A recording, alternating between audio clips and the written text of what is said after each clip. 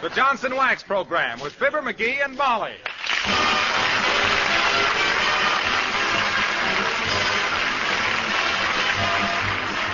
The makers of Johnson's Wax for home and industry present Fibber McGee and Molly, written by Don Quinn, with music by the King's Men and Billy Mills Orchestra.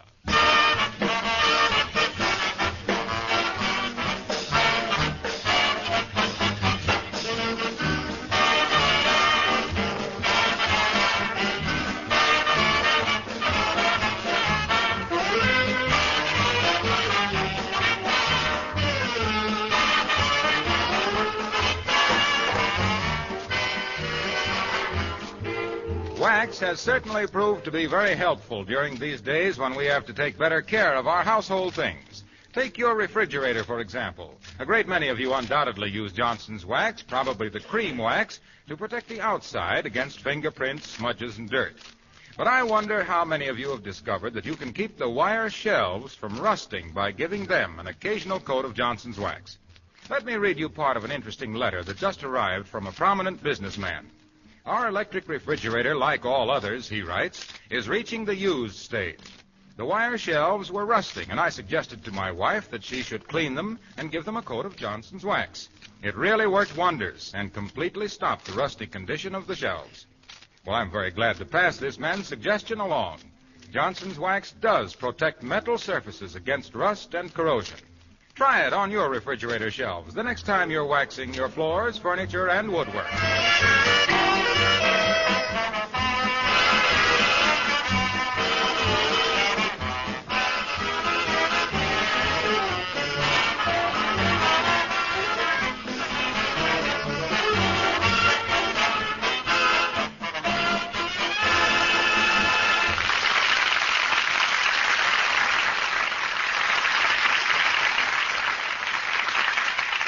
If you could follow a mail carrier for one day and see the mixed emotions that he leaves in his wake, it would probably wear you out.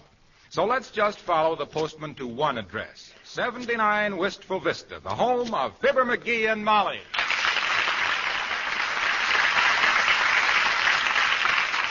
Mersey-Dotes, a letter for Jones, a postcard for McGee, a kiddly-divey too, postage due. Oh, Mersey-Dotes, and number 79. And dozy-dotes, a little Amsey peanuts wouldn't do. Indeed I would. Nobody asked me. Good day, sir. Have I the extreme pleasure of speaking to Mr. Fibber McGee? You have, Bud. At least I am. Are you the new mailman? Yes, I am, madam, and please let the post office department know if there's anything we could do for you. Oh, fine. We'll be glad to take a letter or postcard almost any place you say. By the way, do you need any stamps today? No, Bob, I don't believe we do. Have you seen the new airmails? Very attractive and only 6 cents apiece. No, I don't think we Well, need how them. about some threes? I don't think any real American can have too many 3-cent stamps because... Now, look, Bud, skip the salesmanship. You got any mail for me? Yes, sir, I have. One letter. There you are. Oh, thanks, Bud.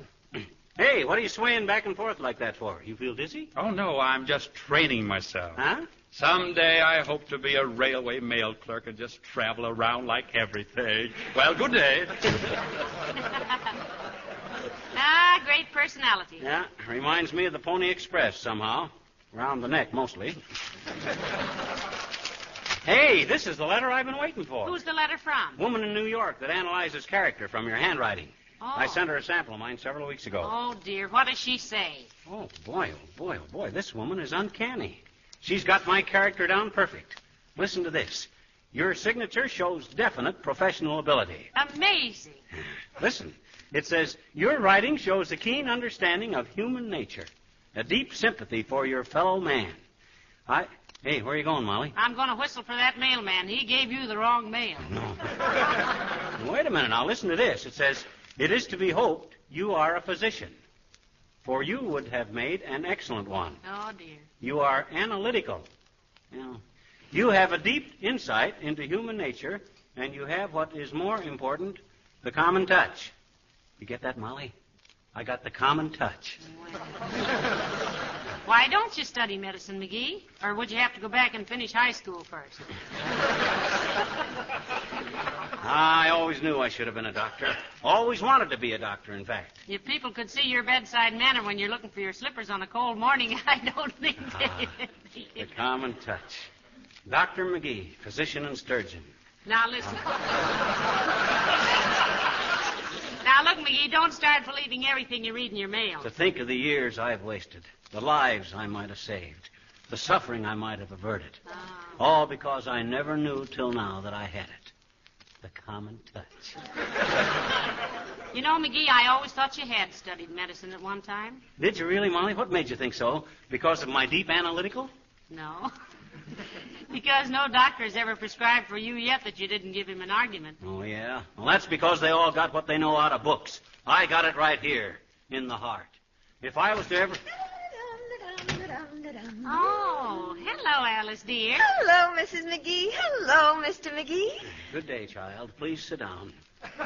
What's troubling you this morning? Why, nothing is troubling. Come, child, relax. This, you can tell me, this nervous tension is something to be avoided.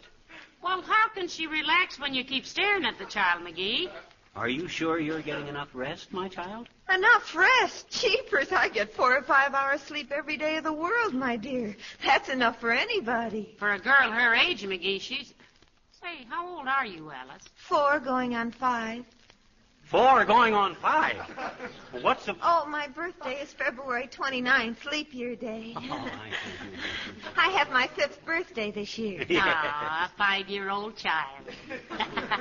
Well, go ahead, doctor. Examine her. Maybe she's teething. Please, ladies, please. Less levity. We can have any less. Now, child, I want you to stop worrying. Worrying? Criminy, I'm not worried. After all, things like this may pass off in no time at all.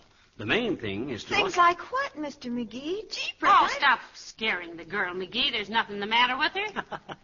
Of course there isn't. Nothing serious, anyway. Tell me, Alice, do you have a slight feeling of hunger before meals? Well, yes, I do, but... Do you have a sort of a tired, sleepy feeling just before you go to bed? Yes, is that very serious? When you get out of the bright sunshine, when you go out of the bright sunshine into a movie theater, does everything go black for a brief time? Gee, come to think of it, it does. Mr. McGee, is there something... Now, Alice, what's the matter? You're getting pale. I guess I don't feel very good all of a sudden. I think I'll go up and lie down. It's the best thing you can do, child.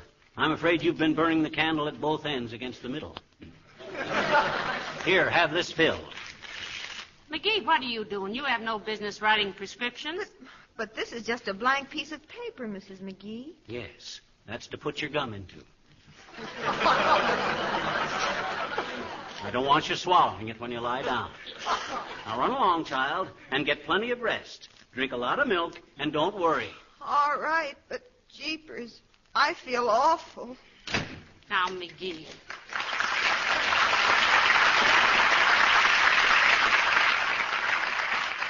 Jerry, what was the idea of all that? The common touch, my dear, the common touch. Cheer up the sick ones and scare the bajunior out of the healthy ones. It's all a matter of human understanding. The common touch, and I got it. Yeah, and you can have it. Billy Mills and the orchestra playing Softly as in a Morning Sunrise.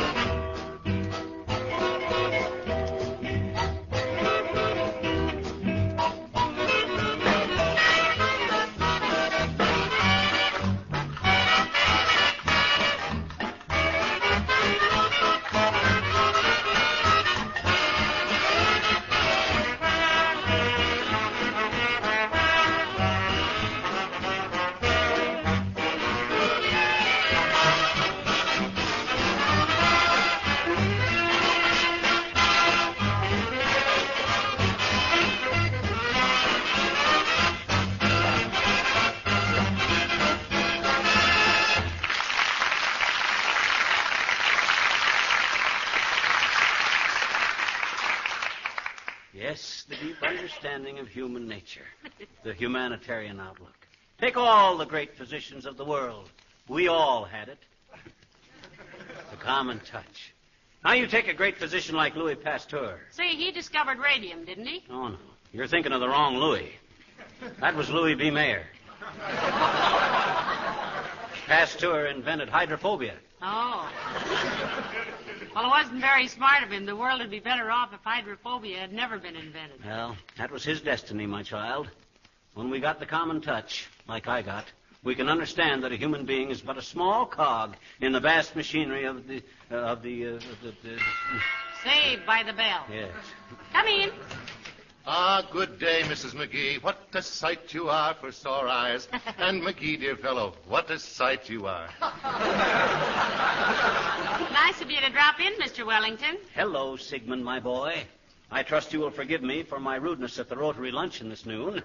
I'm afraid I was not very tolerant, but that was before I knew I had the common touch. What did you do that was so rude, McGee? Oh, nothing really at all, my dear. It was really nothing. He merely sneered at one of my humorous anecdotes. Oh. The one about the little shepherd girl who disappeared, and they found her little sunbonnet weeks later out in the pasture. Well, tell her the payoff, Sigmund. I consider it very amusing. Thank you. The denouement of the anecdote, Mrs. McGee, is that the girl was victim of her own ignorance. Yeah. Her name was Ivy, and she didn't know that little lambs eat ivy.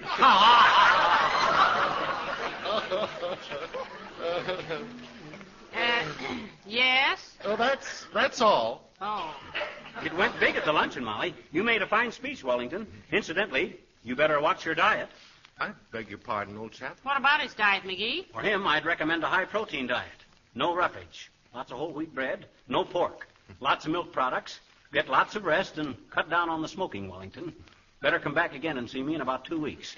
And don't worry, we'll pull you through this all right. You'll have to. I won't go through it willingly. Oh, so sorry. I almost forgot what I came over for. Will you excuse me, Mrs. McGee? Why, certainly, Mr. Wellington. Thank you. I say, my dear fellow. Huh? Oh, sure.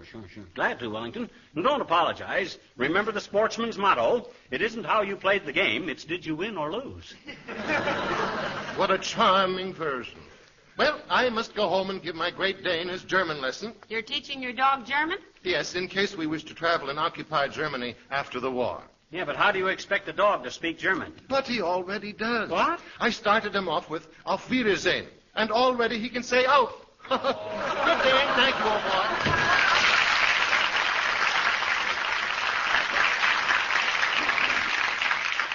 Well, what did he want, dearie? Wanted to borrow $2 till Saturday. Well, if you didn't have it, at least you're getting it. What?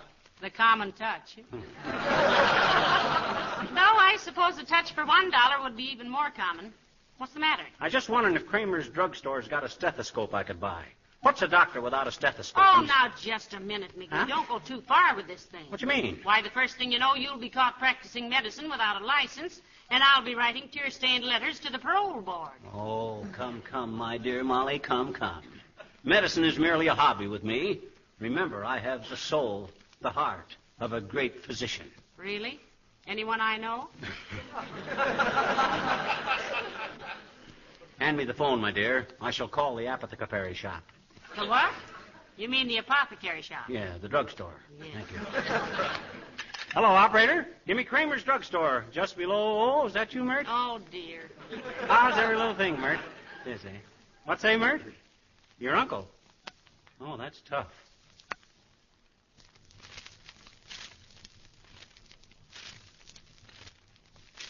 Lost a pair of rubbers, eh? Doesn't he know where he lost them, McGee? Sure, they went in the army.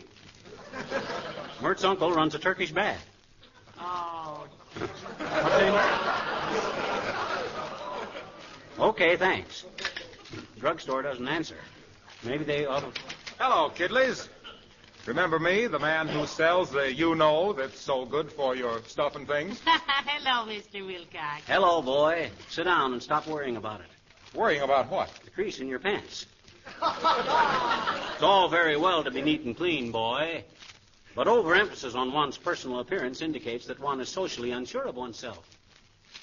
You feel all right, pal? He's all right, Mr. Wilcox. The great physician was lost in McGee, and he's trying to find it again. Health all right again, boy? What do you mean again? Well, you did have the flu, you know, Mr. Wilcox, remember? Yes, and I remember a guy named Von Zell came in here and nearly ruined me. If you've got to analyze a character, pal, work on Von Zell. There is one. Why, fine lad, Von Zell. Splendid personality. Hey, by the way, what do you mean I'm worried about the crease in my pants? That never worried me, and you know it. No, Mr. Wilcox is just naturally well-groomed, dearie. If that's a character deficiency, you could deteriorate a little yourself. Oh, come. I was merely pointing out that too much neatness and couthness is merely the result of the subconscious mind trying to overcome a natural tendency toward sloppiness. Is that clear? Well, personally, I think it's a lot of mahula. Ooh. When people are neat and clean, it only means that they like to be neat and clean, that's all. Ah, but look, boy. Do you mean to sit there with your head between your ears and tell me that people all over the world use Johnson's wax because they feel socially unsure of themselves? Birdseed. They use Johnson's wax because they know how it'll save housework. It'll preserve and beautify their floors and woodwork and But furniture. subconsciously, boy. Subconsciously, they feel they're economizing, too. Because wax-protected things last longer and require less frequent replacements. Yeah, but the common touch, Mr. The Wilcox. most beautiful common touch in the world is the touch of a Johnson waxed surface. The satisfying, smooth, satiny feel of a surface sealed against dust and dampness. And hey, if you want to play doctor, pal, don't try it on me. I wouldn't let you examine the tongue on my coaster wagon. Goodbye now.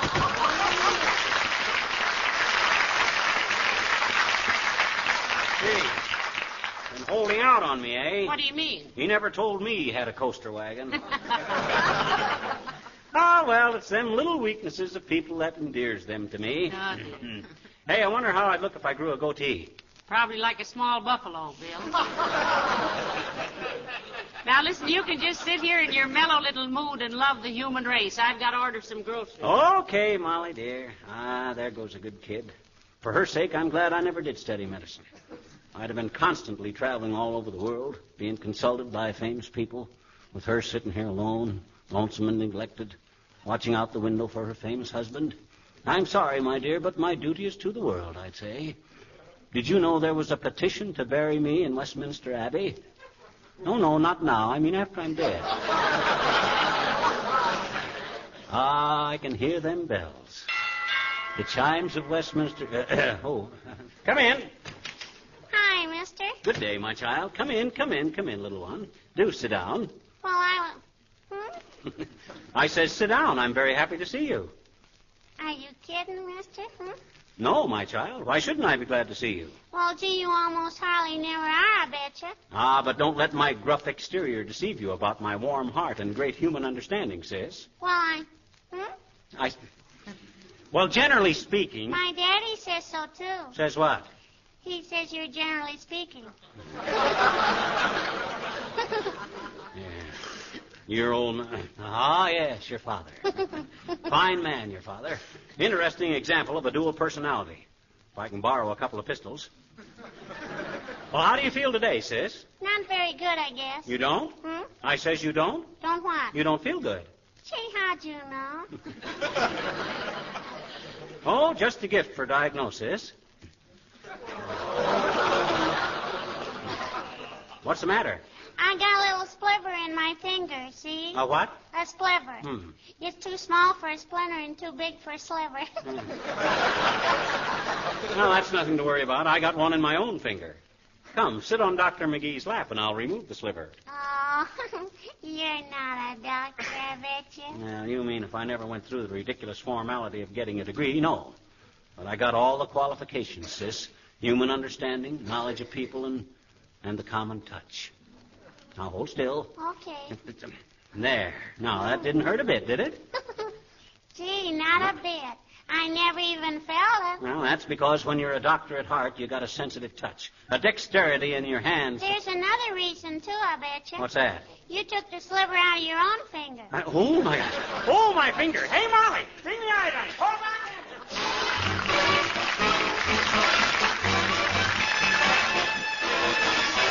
The King's Men sing Johnny One Note. Oh, Johnny could only sing one note, and the note he sang was this.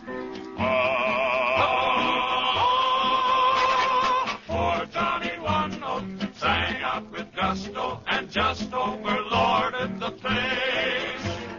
Poor Johnny One Note yelled willy-nilly until he was blue in the face. For holding one note was his ace. Couldn't hear the brass, couldn't hear the drum.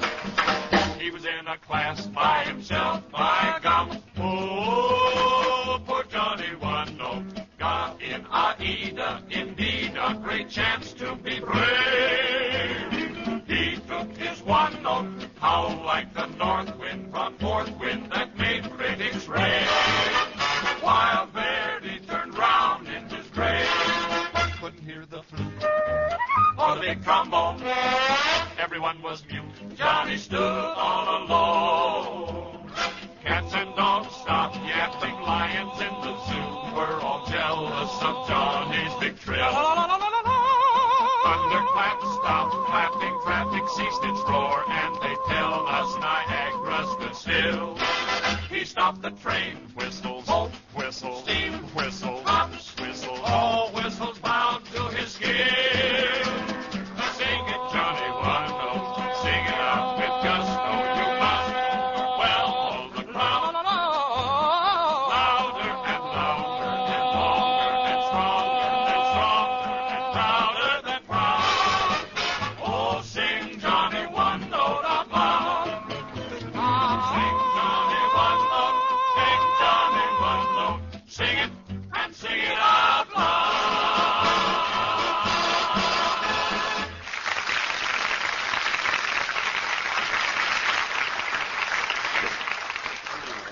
What on earth are you doing, McGee? I'm brushing up on my medical studies. Hey, we got to get a new dictionary, Molly. This thing hasn't even got a simple medical term like pneumonia in it. Strange that our dictionary shouldn't have pneumonia. We leave it open half the time. Ooh. Well, it ain't in here. Look, it skips from Newmarket right down to Newsboy. Well, have you looked at the P's? What good would that do? Pleurisy and pneumonia are two different kinds of things. Come in. Hello, folks. Remember me? I'm Beulah. Oh, yeah. Toops' cook. Well, how are you, Beulah? Come right in, Yeah, Beulah. thank you kindly, ma'am. Thank you. How are you getting along with the Toopses, Beulah? Mr. Toops like your cooking? Oh, he do indeed, Miss McGee. He do indeed. Anyway, just at breakfast this morning, he said, Beulah, he said, he was addressing me personally, you know. Uh-huh, yes. Yeah, so he said, Beulah, he said, your biscuits are just like a feather. That's what he said. Like a feather, huh? Yes, and then he said, now can I have one that's more like a biscuit?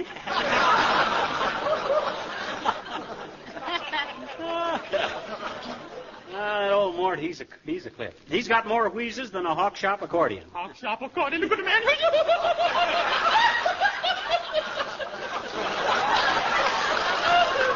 Oh, he's real amusing, ain't he, man? He's got the common touch, Beulah. Well, what can we do for you this evening, Beulah? Oh, nothing at all, Miss McGee, sir. Nothing at all. I just brought you a half dozen cream puffs I just made fresh. Oh, thank you very much. Himself here just loves cream puffs, don't you, dearie? Yeah, I'd like to fall in a well full of them and eat my way out.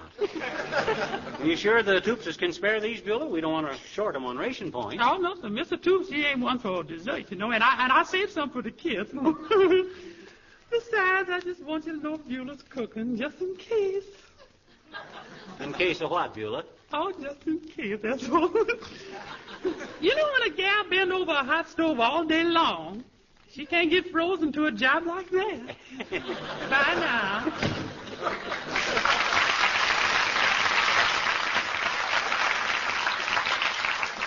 Say, McGee, you think she's hinting for a job with us? Yes, ma'am, I was.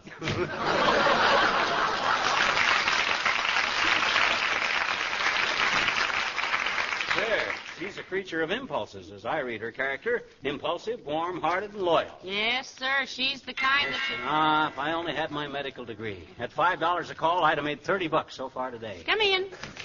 Oh, hello, Dr. Gamble. Hello, Molly. How are you today, my little hypothyroid? Please, Doctor, there's a lady present. I'd suggest we leave my thighs out of the conversation. Don't mind me, boys. You know, it's been a long time since I was so delicate that I called a leg of mutton a limb of lamb.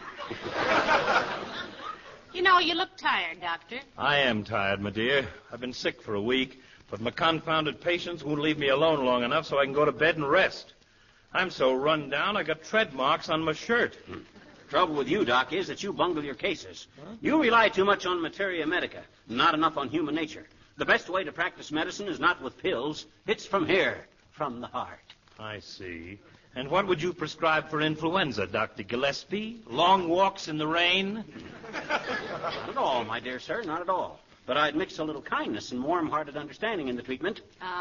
When you say things like that, dearie, you get the moist, happy look of a horse that's just had a nice roll in a dirt road. Now, look, McGee, when I passed my medical examination... You did? Oh, that's great, Doc. Hey, Molly, Doc passed his medical examination. I was wrong. He is practicing legally. Why? Why, you insulting little gutter snipe? Are you trying to insinuate... Now, boys, please. Come, McGee. Don't lose the common touch. Oh, I'm sorry, Doctor. I forgot myself. Well, don't remember yourself on my account. I was merely trying to point out, sir, that in the proper treatment of people, understanding is the prime factor. You got to get behind the illness, know what they're thinking. I know darn well what they're thinking. They're thinking, A, is this going to hurt? And B, is Doc Gamble going to let me off cheap? The answer is yes and no.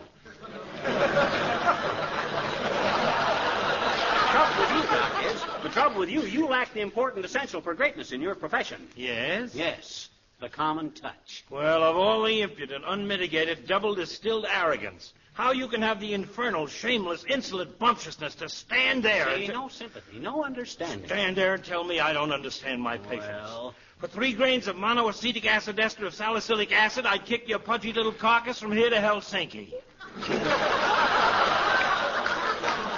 Oh, yeah? Well, let me... Now, hush, McGee. Look, Doctor, it's all from the letter that he got. Yeah. Letter? What letter? This letter right here, Doc. It informs me in no uncertain terms that I got what you lack. Tolerance, understanding, the common touch. Where did you ever get a letter like that, off a Ouija board? No. From a handwriting analyst, Doctor. She says McGee has the finest possible character to make a great physician. Yeah, they could tell that from my handwriting, Doc. Mm-hmm. Ain't it wonderful how accurate they can size a guy up from a mere signature? My gosh, Wait a minute. Huh? When you submitted that handwriting sample, didn't you ask me to mail the postcard for you? Yes, you did, McGee. I remember distinctly. Oh, so what? So what, Doc? This is wonderful. What is, Doctor? Huh? Why, his handwriting was so illegible I didn't have the heart to mail it. Huh? I filled another one out and signed his name to it myself. He means they analyzed Dr. Gamble's handwriting and not yours, McGee. Well, of all the dirty tolerance, my boy, understanding, don't lose that common touch. Of all the dirty, low-down, deceitful...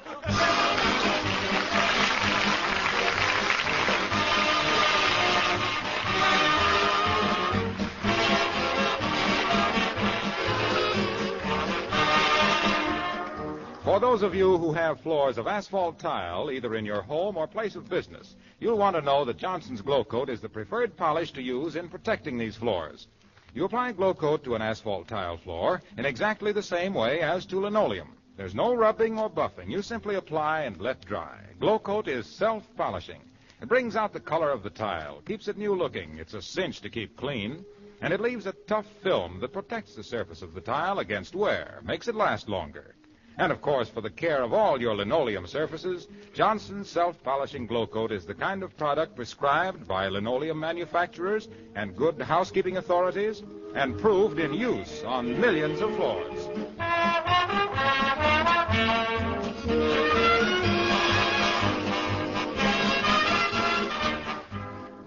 Ladies and gentlemen, we want to thank you for the wonderful way in which you answered our recent appeal to you to buy war bonds.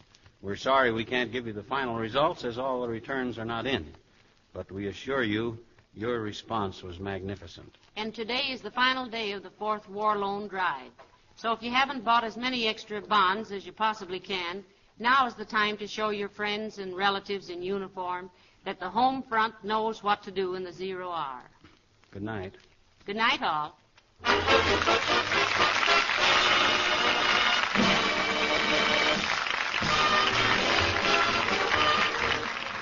The character of Wellington heard on this program was played by Ransom Sherman. This is Harlow Wilcox, speaking for the makers of Johnson Wax Finishes for Home and Industry, inviting you to be with us again next Tuesday night.